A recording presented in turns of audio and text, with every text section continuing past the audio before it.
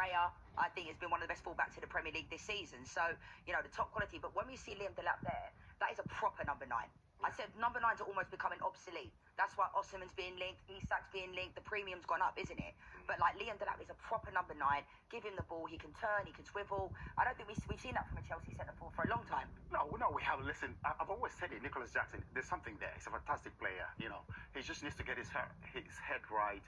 Think about what he needs to take, where he needs to take his next Chelsea career, you know, in terms of scoring goals, in terms of his discipline as well. That's something he needs to have a conversation with himself. And I hope to see him come back into the team, hoping to have learned, you know, from this mistake. He just makes mistakes, but when you've done it twice in the space of a month, then there's something wrong. I hope he can think about it, come back strong as well. Indeed. Competition for places. Of course it is. Competition for places is good. Healthy competition is very, very important. Yeah, what we do have, though, is amazing access at the moment. And Kweku Afaru is in the Chelsea dressing room giving us the latest. Kweku. The calm before the storm here in the Chelsea dressing room and their round 16 tie against Benfica at the FIFA Club World Cup. It's quiet now, but it'll be a hive activity in just a few minutes for the Chelsea players expecting to put in a good result against a team that's still unbeaten in this competition. Benfica beat Bayern Munich in their final group game and find themselves in Charlotte playing against a Chelsea team that beat Esperance to make their way to the knockout phase. Chelsea trying to downplay it. I've talked to Enzo Maresca, I've talked to the players, and they are trying to downplay the fact that they are one of the favourites on this side of the draw. They managed to avoid the big sides like PSG and Real Madrid on the other side of the draw. If they navigate through this round 16 tie, there's no reason why Chelsea can't go deep in this competition. If you turn behind me, you can see Cole Palmer's shirt. He's a player that has to come to the fore for Chelsea. He hasn't played his best football yet in this tournament, but if the number 10 is on this game, then there is no reason why Chelsea won't have enough to beat Benfica. They know what the job is win or go home. I love the way Kweku is whispering. I was going to say that. Because they're there, they're right behind him. All right, let's go to our match commentator, Conor McMorara, who has team news for us. Conor. Oh, look at him. There you go.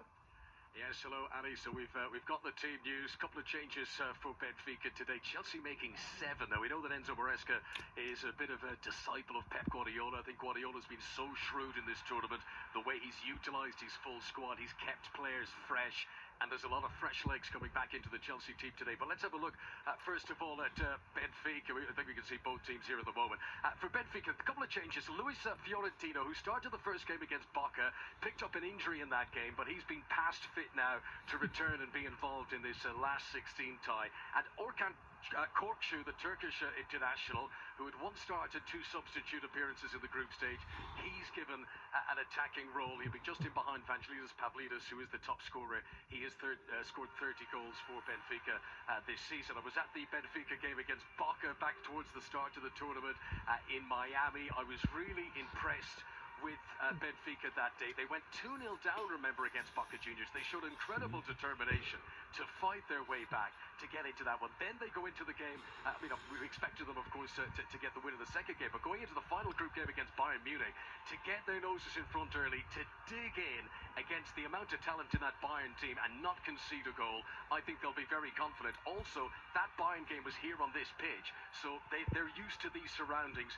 Could be an advantage for Benfica today. From a Chelsea point of view, mentioned the refresh to Correa, Reece James coming back in the full-back positions. Midfield key today, because Borrero and Fiorentino will run for Benfica in midfield. So you've got Lavia, Caicedo, Enzo Fernandez. This is a full-strength midfield for Chelsea, and they will very much fancy that they can be on top in that area, but they'll need to be in the sweltering heat here. And I think we're all looking forward to seeing Liam Delap again, aren't we? A lot of clubs interested in his signature. Chelsea have got him, and he seems to have settled in very well. So we're looking forward to this one. Can you believe game number 50 already of the FIFA Club World Cup? Hopefully it'll be one of the best ones. That is a very, very strong Chelsea side. And the main man up front, the number 9, is Liam Delap. And we can hear from him now. He's with Alex Alger. Liam, win or it's home time? How much are you looking forward to your first knockout game at the Club World Cup? Yeah, definitely. It's what we play football for, games like this. So, we're just going to go and put out a strong performance and hopefully progress. You scored your first Chelsea goal now, a brilliant goal. How much confidence did that give you? Yeah, it gives me a lot of confidence, and it's a nice feeling, so hopefully I can replicate that today. Their keeper was player of the match in the last game, but believe you can score past him?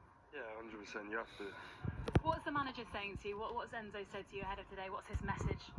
you know, he's given us our instructions on how he wants to play us tactically, and then we've just got to, each and every one of us fight for the win and fight to get through to the next round. How settled do you feel within the team? Is Cole Palmer helping you? He said he is. Tell us, is he?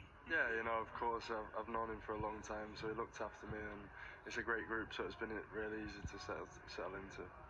How difficult a game are you expecting against Benfica? They've just beaten Bayern Munich. Yeah, you know, obviously they're a top team with incredible players, so you know we're gonna have to be on our best game, but we believe we can do it.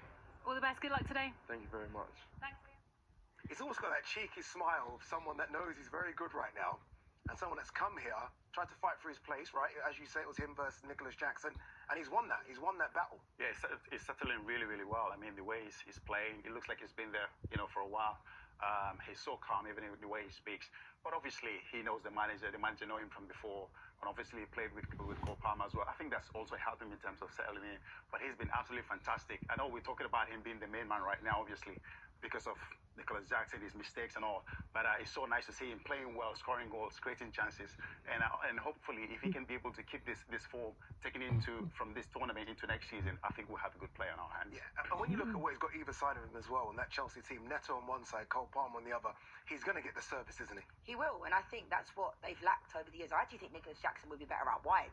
Seeing one of the assists he got in this tournament was Wide fantastic. Yeah, he was brilliant. So I think, you know, this tournament will be good for him. I think this will be good for Chelsea. We're looking at teams like City as well that really look like they could take this type of form, although they have a break after this, into next season. But I like Liam Delap.